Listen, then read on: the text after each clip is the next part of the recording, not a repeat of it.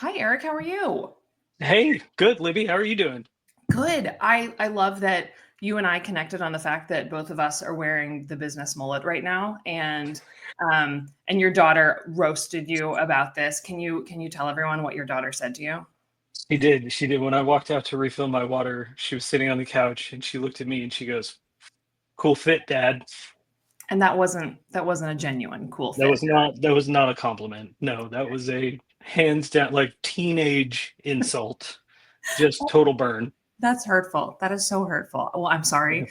I hope that you can recover because there's nothing quite like a burn from a Z or an alpha or whatever or whatever Yeah, she yeah. I'll is. be I'll be okay. I think I'll make it. Good for you. Something to Yeah. talk about in therapy. Yeah. Okay, all Gen Z and Gen Alpha burns aside, welcome. Thank you so much for all joining us. Eric and I are here because we share a love and a passion for presentations, and we are so excited to talk more about it. And we wanted an excuse to get together and talk to each other about different aspects of presentations, have on some of our favorite folks from the presentation and communication world, and just an excuse to sit and talk about some of our favorite things as far as presentation. So Eric, tell us who you are, what you do, why you and I are on opposing sides of this, and more or less why you hate everything that I stand for. Just, start with the basics. Well, for the record, I don't hate everything you stand for, but I do. I am in the business of presentation training. I'm the founder of a company called Gather Round, and we teach leaders to sell in their ideas by using time-tested storytelling techniques and to alleviate the addiction to slide decks that holds a lot of leaders back. Okay, so we're starting. I didn't know the jabs were going to come this soon. And if you tuned it, listen, let's just get this out of the way. If you tuned in for petty, comments and jabs and sarcasm and really immature behavior, you've come to the right place because that Yes. was the high ground. So I am. You are team no slides. I am team slides. I am a professor at SMU in the Cox School of Business. I teach MBAs how to build better presentations, and then I run my own business. And I run corporate training sessions teaching the exact same thing. Yeah, I agree. There's absolutely an addiction to decks, but as long as we're addicted, let's make sure we're doing it well. So, how did you can't major in presentations as far as I know. And if you can, it sounds like I need to be focusing on that. How did you get to where you are? What was your path like to get to where you're focused on presentations? Yeah, so it's a bit of a winding one, but I call myself a recovering advertiser. I grew up in advertising. I started my career right out of college. I have a degree in advertising from OU, and I went to work for ad agencies, and I worked in the creative departments for those ad agencies for a really long time.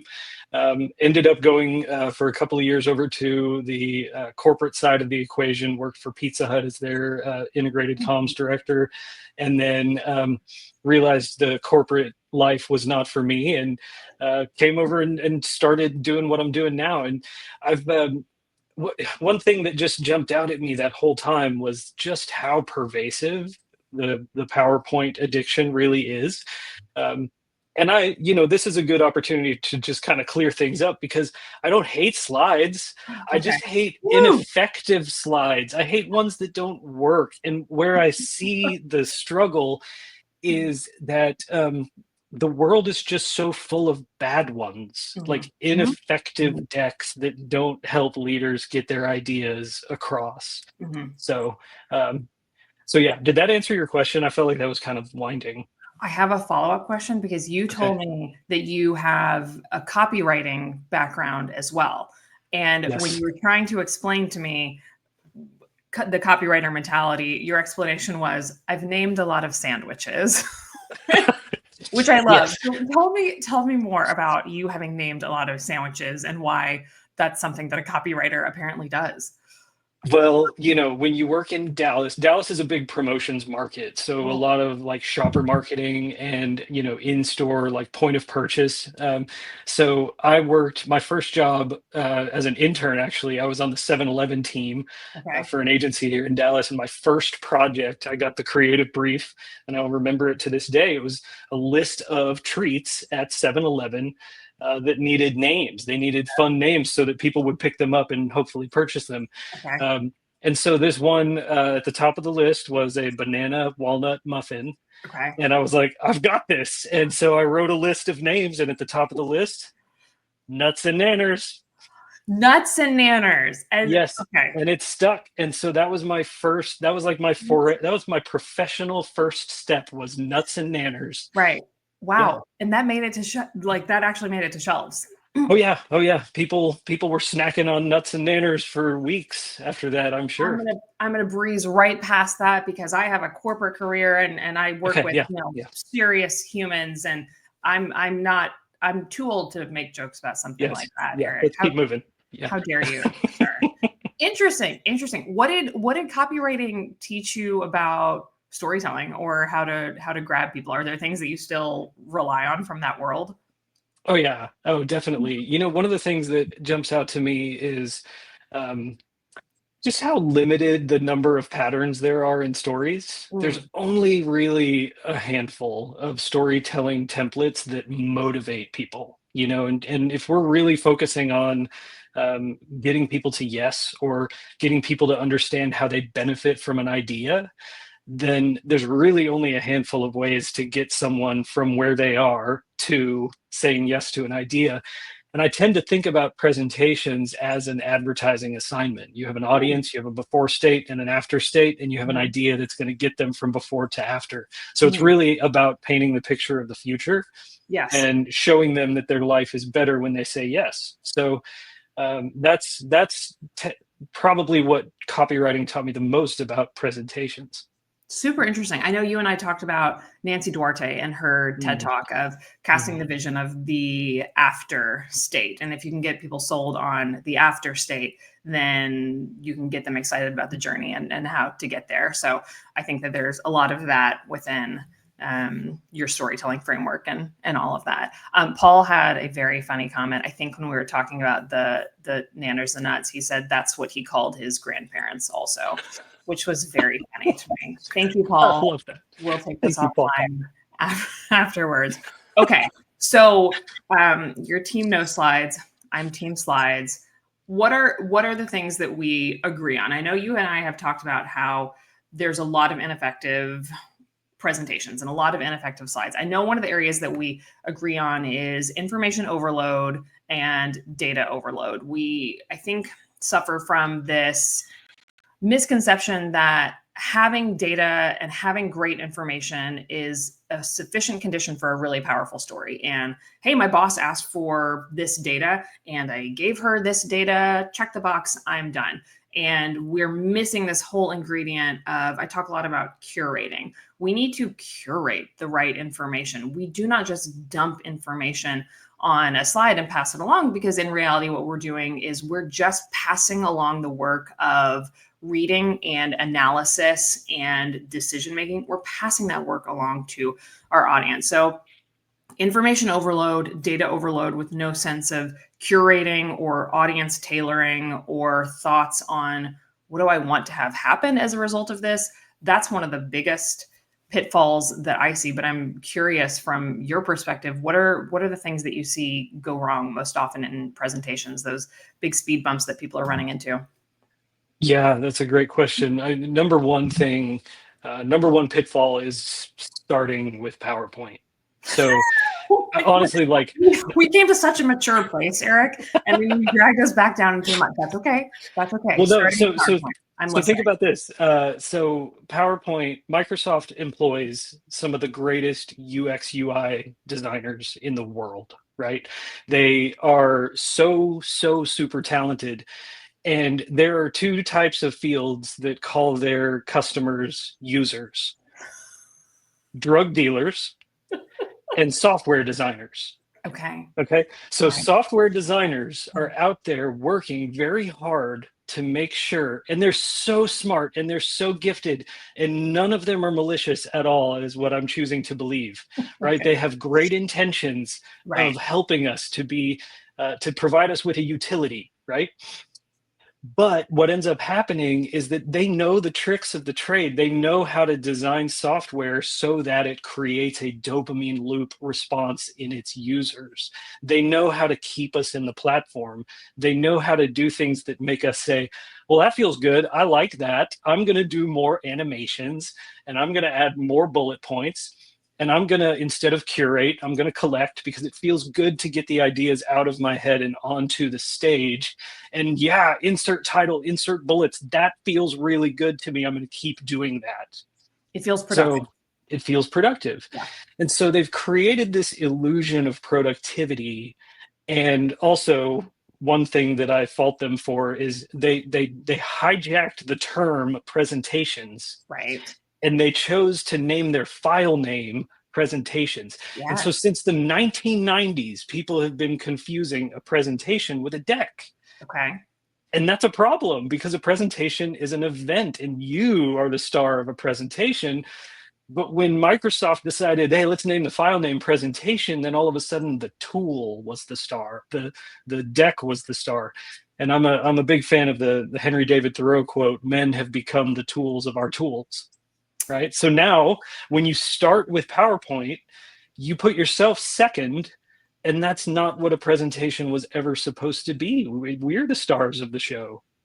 You have quoted things about brain chemistry and Thoreau, and I think I just want to end this right now because I don't feel like I brought enough to the table as far as brain chemistry, and even as an English major, this is In all fairness, I also talked about nuts and nanners. So like that's true. That's true. I think it we're averages out blending here. kind of zero. This is another area that we agree on, that people treat the presentation as this is it, this is everything, and it's a text filled slide. And then they stand up there, and even worse, oh my gosh, my biggest pet peeve in the whole world is when there's a text filled slide and then a presenter reads the slide to us in a room, and we all kind of go on this reading exercise together. And I tell people I have yet to meet the corporate audience that is illiterate. They may be out there, but I haven't found them yet. There's no need for you to read that to us. And so I encourage people to think about them and their presentation slides as a team. And I had a wonderful boss and mentor who might actually be on right now, who used to point to himself and he would say, the party is here. The party is not with your slides. And I love that. And I've completely used that. I will not do his East Texas accent because that would get me in some hot water with him. But I encourage my students and clients to think about them and their slides as a team. And you and your teammate play very different roles. PowerPoint and any presentation software is by nature a visual medium. You can bring pictures and videos and data visualizations and graphics and animations and lots of things in. You should not be using your slides to convey a whole lot of text because guess what? You can do that verbally. Your slides should play a role. It should play the visual role, and you should play the verbal role, and you should be a team. You should not be doing the same thing as your teammate. You need to complement each other. And the second that you start doing their job and it starts doing your job, then there's no need for both of you to be there. You could just simply send the document along and people could read it or feed it into ChatGPT and summarize it, whatever people are doing now. But ideally, people should be the star of the show, because also what I tell folks is that you can send the presentation before the meeting, you can send the presentation after the meeting. The folks will have the presentation, or excuse me, slides. Thank you. They'll have the slides, the deck after the meeting. What they do not have before and after the meeting is you. So you should be adding value and context and color beyond what is in the slide. So I think we have some commonality there, that you should be the focus for a lot of reasons, one of which is we should be adding value beyond what we're putting down on a piece of paper or on a slide. Yeah. Oh, absolutely. And I think like just 100% everything that you just outlined, and would add to it, when you think about your role on the team, like the role that you have with and that you share and how it's divided between you and your slides, your role is to make someone feel something, Mm-hmm. right? Like you will never accomplish that with a deck. You just will never get someone to feel a way because of something that they saw on a slide. It just doesn't happen. And we're in the business of presentations, we're in the business of belief. We're in the business of emotional connection. We're in the business of drawing people in and getting them on the edges of their seats. And slides just don't do that. And cognitively speaking, when we want to have someone in a decision mindset to get them to say yes, think about all the big things in your life that you've said yes to, right? Like think about people. Okay, you're married and you have a family, and when your husband proposed to you, what did the deck look like? Honestly, it would have sealed the deal for me. I'm just putting it out there. Were there animations? Would there be like, well, think of any person of faith, how they came to believe what they believe. I can personally guarantee you, and if there are exceptions to this, I would love to know about it.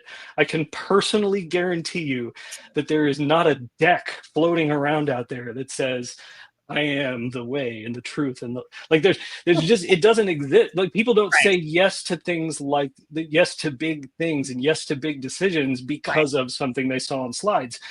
Those are handed down. Those beliefs are handed down through generations, through stories, and that's it's humanity's native tongue. It has always been what helps people understand the value of something. It has always been story. It has never been slides. You've got a stronger argument, because when I say things like, well, have you tried the morph animation? It's very cool. That doesn't stand up as well against our generations passed down stories. That's hard to argue with, Eric. So something that you and I were talking about before is that my assumption is that there are some presentation experiences that work best with the method that you teach. And there are by nature some presentations that work best with slides, like an earnings call. There is an expectation and an understanding that there will be presentation slides to communicate the financials and the strategy and all of that. Tell me, are there certain types of presentations or certain types of events that your mind goes to of, oh, this would be done better without slides? Because I'm curious if one falls into one camp versus another. Yes, and actually, I'm so glad you brought that up, because I have actually seen earnings calls run successfully without slides. Okay, I get it, Eric. I get it. I understand. but no, So cool. I'd say the presentations that I'm most focused on are the ones where someone is trying to help someone else see the value in an idea. Okay. So let's call that more persuasive presentations, right? So now this includes sales teams. This includes leadership teams, especially especially leaders at the highest levels of an organization that are saying, this is our strategic plan and our vision, and this is your role in how you get on board with it. In companies of all sizes, right? So it's painting the picture of a future that does not exist yet, right? I find that it's more common, or like pitch meetings, right? So anytime you're pitching an idea to someone in the hopes that they'll buy in, but it's more common in the backwards look or reporting meetings. So anything that's either historical or this is how we've done and how we're then going to translate that into the future. That's when you absolutely need the carbon dating. You need the slides to then reinforce the story that you're telling. Right. You can't say, let me paint you a picture of our profits last quarter and, a feeling of how high they were and all of that. So yes, makes sense. But you can put them on a placemat or a t-shirt instead of slides. I'm a person who likes a lot of slides, so I would need a lot of t-shirts. And so stepping out of a corporate training state, excuse me, let me change my t-shirt very quickly.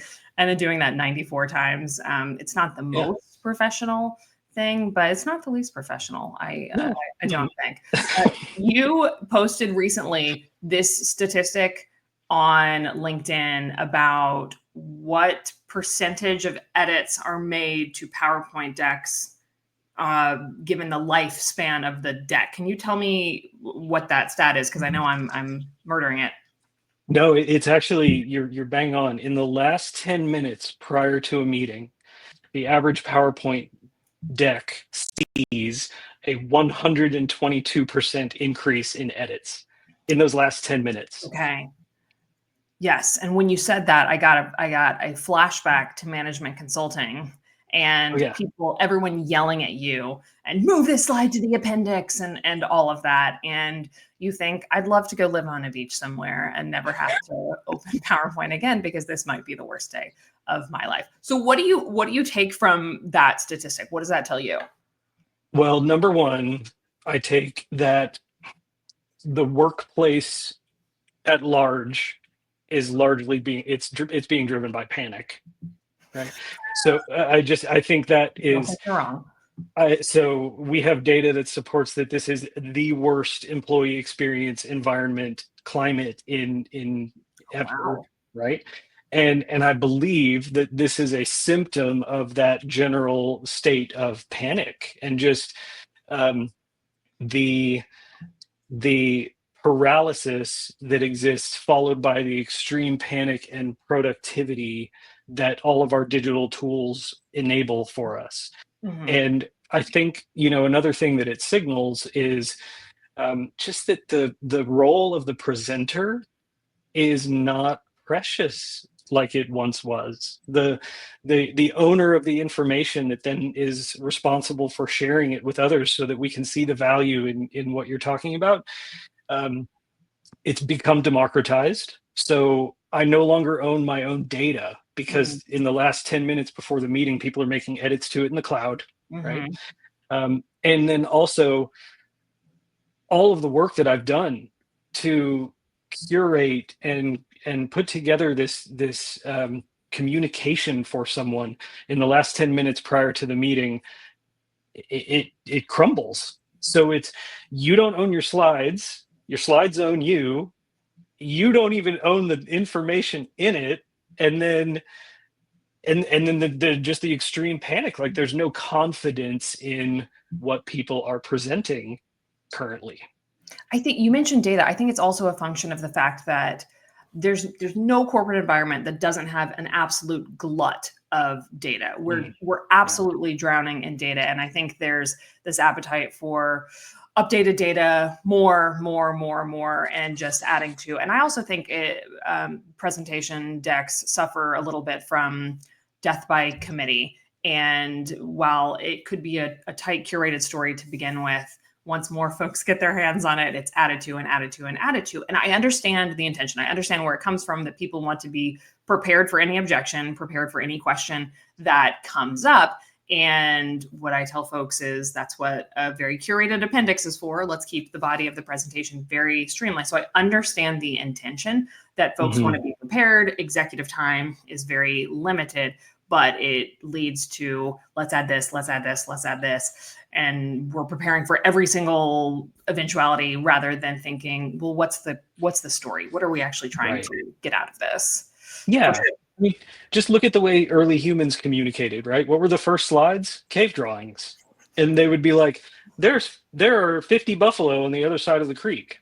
So that's it. That's the data dump, right? And then what do we need to do about it? Well, someone's got to have a plan, right? But then in the last 10 minutes before that plan is executed, do you think 100 more people showed up with their spears? And right? That's not the way we work. And that's not the way we are wired to think, and yet our tools are putting us in that position. Those last 100 people would be consultants if there were. And I also think that what we share with the early cave dwellers is that we just all wanted to increase shareholder value. Of course. We all, I saw this hat on TikTok of my one and only goal in life is to increase shareholder value. And that's exactly how I feel. That's what gets me up in the morning is the shareholders. I wanted to talk briefly about both of our storytelling frameworks, how we think about this.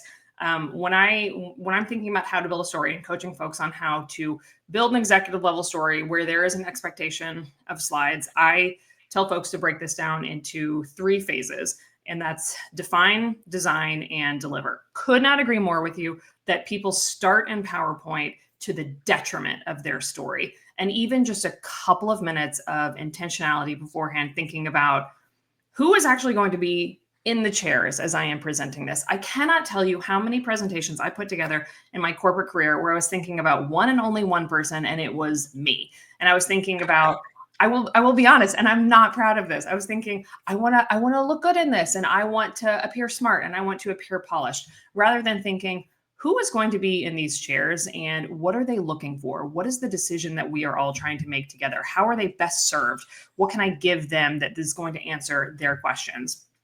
I thought almost zero about that, to the detriment of my presentation. So defining our story, who's our audience, what do they know already, what does success look like for our presentation, putting our story together on Post-it notes, on a whiteboard, whatever, just some intentionality and shape to your story before you move into design, before we open PowerPoint and think, how do I visually best portray everything that I just designed? How do I do that quickly, efficiently, in a visual manner, using things like slide titles, clear data visualizations? And then once we deliver, we have to have a talk track, a verbal presentation that augments and doesn't duplicate what we created in our slide deck. So that's how I think about storytelling and telling folks how to build an executive level story: define, design, deliver. What about yourself? How do you tell folks to think about building a story? Yeah, no, that's great. It's very, very similar. The campfire method is broken up into four parts. There's knowing your audience, knowing yourself, crafting a story, and leveraging your environment. Okay. So knowing your story is simple, right? There's thousands of frameworks out there that we can borrow from, tear a page out of Hollywood or wherever, right, to build a storyline that gets people to yes. A lot of things that people forget when they enter into presentation time frame is like, who am I as a presenter? What are my strengths? What could I use some work on? What should I not do? And what should I definitely do? How do I build trust with an audience? Knowing your audience, there's so many tools that we can use to build relationships with audiences, even if we've never met them. We can assemble communications so that we meet them where they are, and we can communicate along the lines of empathy. Because of course the alternative and the convention is slamming into people with our ideas and saying, do you want to buy this? Do you want some? And so, and then finally, leveraging the environment. Really what that comes down to is, how hard have you worked to make the environment work hard for you? Again, the convention is, we just kind of get given the rooms that we present in.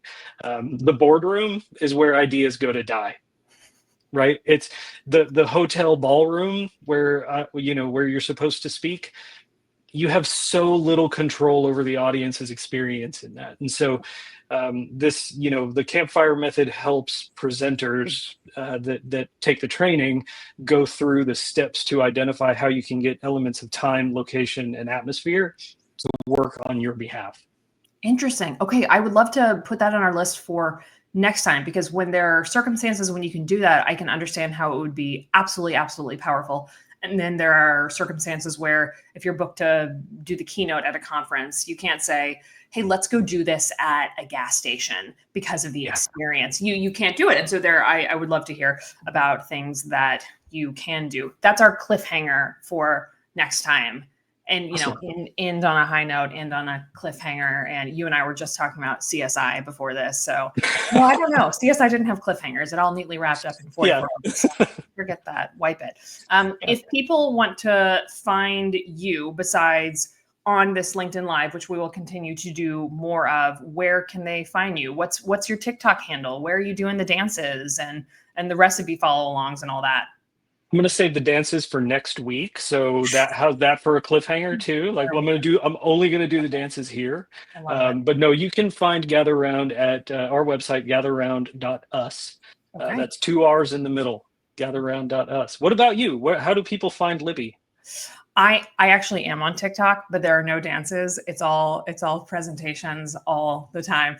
You can find me here if you want to grab some of my favorite slides. I'm a big believer in never starting from scratch. I tell my grad students that my class is the only one that using somebody else's work to start with is not cheating. You would get roasted in your finance class for that. But when we build presentation decks, we want to build the best deck that we can in the least amount of time with the least amount of effort possible, because we have other things to do in our day, and usually creating decks is a volume business. So never start from scratch.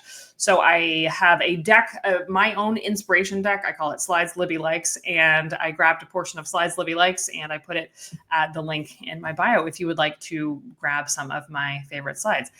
Eric, this was so fun. I would love to keep doing this. I know you and I have a lot of things that we want to talk about. One of the things that I think we're going to talk about next time is public speaking anxiety and presentation anxiety and how we prepare mentally and logistically and all that. I know we want to have some other folks on too. So this was so fun, and I'm so excited to keep doing this. Yeah, me too. And for anyone who's listening, thanks for jumping in. I'm so glad you joined us. This was so fun. Awesome. Well, everyone have a wonderful rest of your day. Eric, to you as well. And we'll talk to you all soon. Bye, everyone.